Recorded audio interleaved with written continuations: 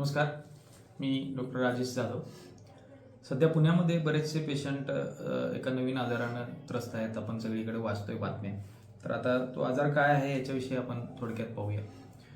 GBS नावाचा हा आजार आहे. त्याला आपण गुलियन बारे सिंड्रोम असं म्हणतो. खरं तर हा संसर्गिक आजार नाही आहे, पण तरी देखील पुण्यामध्ये एकदम क्लस्टरमध्ये आपल्याला एकाच एरियामध्ये बरेचसे रुग्ण याने अफेक्टेड आहेत. कालपर्यंतचा आकडा त्याचा जवळपास 111 रुग्ण पुण्यामध्ये पॉझिटिव्ह सापडले आणि याच आजाराचा शिरकाव आता सध्या कोल्हापूर डिस्ट्रिक्ट आणि आपल्या शेजारच्या सांगली जिल्ह्यामध्ये सुद्धा झालेला आढळतो. आणि त्यामुळे याच्याविषयी आपल्याला माहिती असणे खूप गरजेचं आहे. हा कशामुळे होतो किंवा याची लक्षणं काय आहेत किंवा होऊ नये म्हणून आपल्याला काय करायला पाहिजे आणि जर झालाच तर त्याचे उपचार काय आहेत याच्याविषयी आपण थोडक्यात माहिती घेऊ.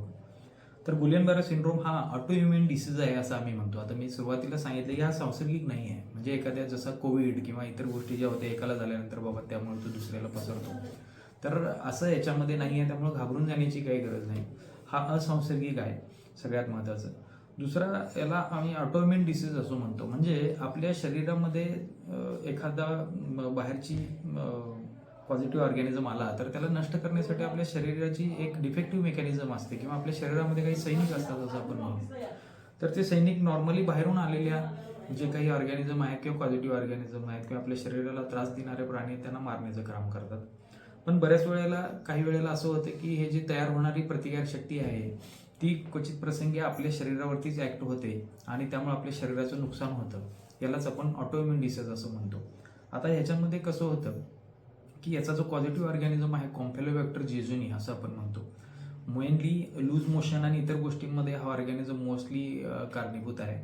पण सध्या पुण्यामध्ये जे केसेस सापडत आहेत त्यामध्ये हा कॅम्फेलोबॅक्टर जेजुनी हाच आपला आता GBS कॉज करणारा ऑर्गॅनिझम आहे असं म्हटलं तर चुकीचं ठरणार नाही. आता हा कॅम्फेलोबॅक्टर जेजुनी जो आहे तर याचं जर इन्फेक्शन माणसाला झालं तर त्याच्यामध्ये आपल्या शरीरामध्ये प्रतिकारशक्ती निर्माण होऊन याला मारण्यासाठी म्हणून आपल्या शरीरामध्ये काही अँटीबॉडीज तयार होतात आणि आपल्या ह्या अँटीबॉडीज आहेत त्या अँटीबॉडीजच आपल्या शरीराच्या नर्व्हस सिस्टीमवरती ॲक्ट होतात. म्हणजे आपल्या शरीराच्या काही भागाला देखील ह्या अँटीबॉडीज अपाय करायला लागतात. नॉर्मली कसं आहे की आपल्या शरीराचे किंवा मेंदूचे जे ऑर्डर्स आहेत ते फॉलो करणाऱ्या किंवा सगळ्या बॉडीला आपल्या आदेश पोहोचवणारी जी नर्वस सिस्टीम आहे, उदाहरणार्थ आपण त्याला सेन्सरी आणि मोटर सिस्टीम म्हणतो. म्हणजे एखादा हात उचलायचा आहे तर हे इम्पल्स जे काही कॅरी करून नेले जातात आपल्या बॉडीकडे ते नर्व्सने नेले जातात. त्याच्यामध्ये हे जे नर्व्स आहे ते नर्व्स एका वेगळ्या मटेरियलनं कोटेड असतात असं म्हणू आपण. आता जशी तुमची इलेक्ट्रिक वायर असते त्याला वरती कोटिंग असतं तसं म्हणू आपण पाहिजे तर त्या नर्व्सचं कोटिंग असतं आणि हे कोटिंग जे आहे वरतं ते कोटिंग खूप महत्त्वाचं असतं हे सगळे संदेश त्या शेवटच्या ऑर्गनपर्यंत पोहोचवून नेण्यासाठी. आता ह्या डिसीजमध्ये काय होतं की ज्या काही अँटीबॉडीज तयार होतात त्या नर्व्सचं वरचं जे कोटिंग आहे ते खराब करतं. थोडक्यात तुमचे वायरचं कोटिंग काढून टाकल्यानंतर वायर उघडी पडणे म्हणतात तसा प्रकार होतो आणि त्यामुळे ते कोटिंग नसल्या कारणानं आपल्या मेंदूचे जे काही आदेश आहेत हात उचलणं किंवा हात खाली ठेवणं किंवा एखादी गरम वस्तू लागणं किंवा आपल्याला लागलं किंवा दुखणं हे समजणं जे प्रकार आहेत तर ह्याचे इम्पल्सेस खूप कमी होतात. म्हणजे थोडक्यात वायरिंगमध्ये प्रॉब्लेम होतो असं म्हटलं तर काही फरक पडणार नाही.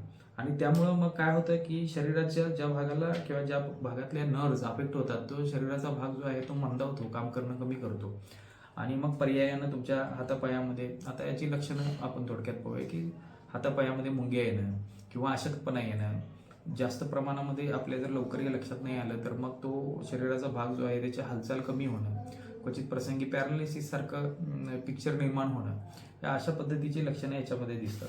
दुसरी गोष्ट हा कॅम्फेलोबॅक्टर जेजुनी असल्यामुळे याची सुरुवात ही लूज मोशनपासून होऊ शकते. त्यामुळे वारंवार बऱ्याच वेळा संडासला होणं आणि अशक्तपणा येणं हे देखील ह्या आजाराची सुरुवात सध्याच्या काळामध्ये असू शकते. त्यामुळं अशी काही लक्षणं दिसली तर आपण लगेचच आपल्या डॉक्टरांशी संपर्क साधला पाहिजे. आणखी ह्याच्यामध्ये आपण म्हटलं त्या पद्धतीने याचं जे विकनेस किंवा अफेक्टिव्ह नर्व्स जे आहे ते आपल्या पायापासून वरती सुरुवात होते. म्हणजे सुरुवातीला हे पायामधल्या नर्व्सवरती ॲक्ट होतं. म्हणजे आपली बोटं असतील, पाय असेल, त्याच्यानंतर तुमची कंबर असेल, मग हात असतील, मग आपली बॉडी, अशा पद्धतीने हे असेंडिंग प्रमाणे त्याचं इन्फेक्शन होतं आणि तशी लक्षणं दिसायला लागतात. म्हणजे सुरुवातीला तुम्हाला विकनेस हा लोअर लिम्बमध्ये जाणवायला लागेल किंवा तुमच्या पायामध्ये टिंगलिंग, नमनेसी किंवा इतर गोष्टी आहेत ते हळूहळू मग वरच्या बाजूला चढत येईल. बऱ्याच वेळेला मग हे जर असं वरती चढत चढत जर आपल्या डायफ्रॅम किंवा श्वसनक्रियेशी रिलेटेड संस्थेवरती जर हे ॲक्ट झालं तर मग आपल्याला श्वसन घ्यायला त्रास होऊ शकतो आणि प्रसंगी मग माणसाला व्हेंटिलेटरवर ठेवायला लागतं. आता आपण बघतोय बरेचसे पेशंट, तुम्ही म्हणताय की एखादा पेशंट डेथ झाला, 2 पेशंट व्हेंटिलेटरवर आहे, तर त्याचं महत्त्वाचं कारण ते आहे. समजा जर हे लवकर डायग्नोज झालं नाही आणि जर त्याचे जर उपचार वेळेमध्ये घेतले गेले नाही, तर मग ते तुमच्या श्वसनशक्तीवरती ॲक्ट होऊन तुमचा डायफ्रॅम पॅरालिसिस आणि इतर गोष्टी होऊन मग ते पेशंट व्हेंटिलेटरवर जातो आणि त्याला जर त्या पेशंटनं ट्रीटमेंटला दाद दिली नाही तर मग त्याची डेथ देखील होऊ शकते.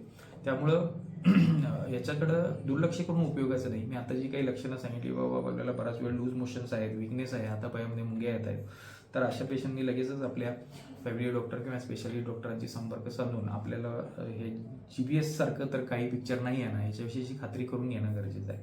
त्याच्यासाठी काही ब्लड टेस्ट आहेत, त्या करून आपण ते डायग्नोज करू शकतो, पण तरी देखील पूर्णतः कन्फर्म डायग्नोसिस ह्या डिसीजसाठी अजूनही तसं बघायला गेलं तर अवेलेबल नाही.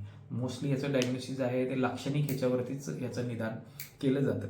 आता जर समजा एखाद्या व्यक्तीला हे झालंच तर काय करायला हवं, तर त्याच्यामध्ये सगळ्यात महत्त्वाचं ट्रीटमेंट म्हणजे याला 2 प्रकारचे ट्रीटमेंट सध्या अवेलेबल आहे. त्याला IgG म्हणतो आपण, म्हणजे इम्युनोग्लोबिनचे इंजेक्शन्स असतात, जे अँटीबॉडीज आपल्या शरीरामध्ये फॉर्म झाले, जे तुमच्या नर्वस सिस्टमवरती ॲक्ट होत आहेत, त्या अँटीबॉडीजना न्यूट्रलाइज करण्याचं काम हे IgG इंजेक्शन करतं. आणि ही ट्रीटमेंट खूप महागडी आहे आणि त्यामुळेच सामान्य लोकांना न परवडण्यासारखी ही ट्रीटमेंट असू शकते. दुसरी ट्रीटमेंट मॉडॅलिटी जी आपण पाहिली, प्लाझ्मा फेरेसिस. आता हे प्लाझ्मा फेरेसिस काय आहे, तर त्याच्यामध्ये आपल्या बॉडीमध्ये ज्या काही अँटीबॉडीज तयार झाल्या, त्या अँटीबॉडीजमुळंच आपल्या शरीराच्या नर्वस सिस्टीमचं जे काही शीत खराब होते, त्या अँटीबॉडीज ज्या आहेत त्या अँटीबॉडीज काढून टाकण्याचं काम हे प्लाझ्मा फेरेसिस या प्रकारामध्ये केलं जातं. आणि त्यामुळे ह्या अँटीबॉडीजच काढून टाकल्यामुळे मग त्याचा आपल्या शरीरावर परिणाम राहत नाही. अशी याची 2 पद्धतीची ट्रीटमेंट अवेलेबल आहे. पण ही दोन्ही पद्धतीची ट्रीटमेंट ही बरीचशी खर्चिक आहे आणि त्यामुळेच ह्या आजार होऊच नये यासाठी म्हणून सर्वांनी प्रयत्न करणं खूप गरजेचं आहे.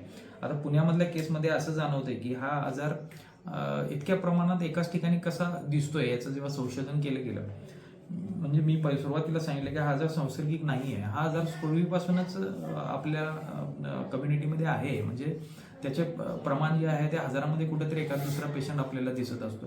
पण आता अचानकच एकाच ठिकाणी एकदम एवढे 111 पेशंट सापडणं म्हणजे हे थोडंसं चिंतेची बाब आहे.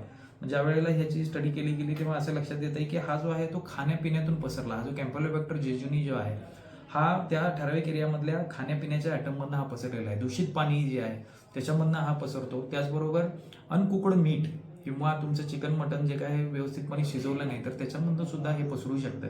आणि त्यामुळंच यापासून आपल्याला जर वाचायचं असेल तर आपल्याला स्ट्रिक्टली सध्याच्या कालावधीमध्ये बाहेरचं पाणी कुठेही पिता कामा नये. जे पाणी तुम्ही प्याल ते पूर्णतः उकळून घेतलेलं पाणी असावं. दुसरी गोष्ट, बाहेरच्या गोष्टी खाणं टाळा, त्यामुळं खाण्यापिण्यातून तुम्हाला इन्फेक्शन होणं कमी होईल. शक्य झालं तर ह्या कालावधीमध्ये अनकुक्ड मीठ किंवा नॉनव्हेज शक्यतो खाणं टाळलं तर दॅट वुड बी बेटर असं मी म्हणेन, कारण त्यामुळं आपण हा आजार आपल्याला होण्यापासून वाचू शकू. आणि हा गुलेन-बॅरे सिंड्रोम याचं प्रमाण हे आपल्याकडं वाढण्याची शक्यता नाकारता येत नाही. त्यासाठी म्हणूनच सर्वांनीच बाहेरचं खाणं पिणं टाळणे आणि पाणी जे आहे ते स्ट्रिक्टली उकळून पिणं किंवा तुमचं पॅक्ड किंवा मिनरल वॉटर पिणे हे जर आपण पाळलं तर आपल्याला असं वाटतं की आपण ह्या कॅम्पलोबॅक्टर जेजुनी पासून जो होणारा जो काही आजार आहे गुलेन-बॅरे सिंड्रोम ह्याच्यापासून आपण प्रिव्हेंशन करू शकतो. तर आपल्याला ही माहिती आवडली असेल तर नक्कीच माझं चॅनल लाईक आणि सबस्क्राईब करा. नमस्कार.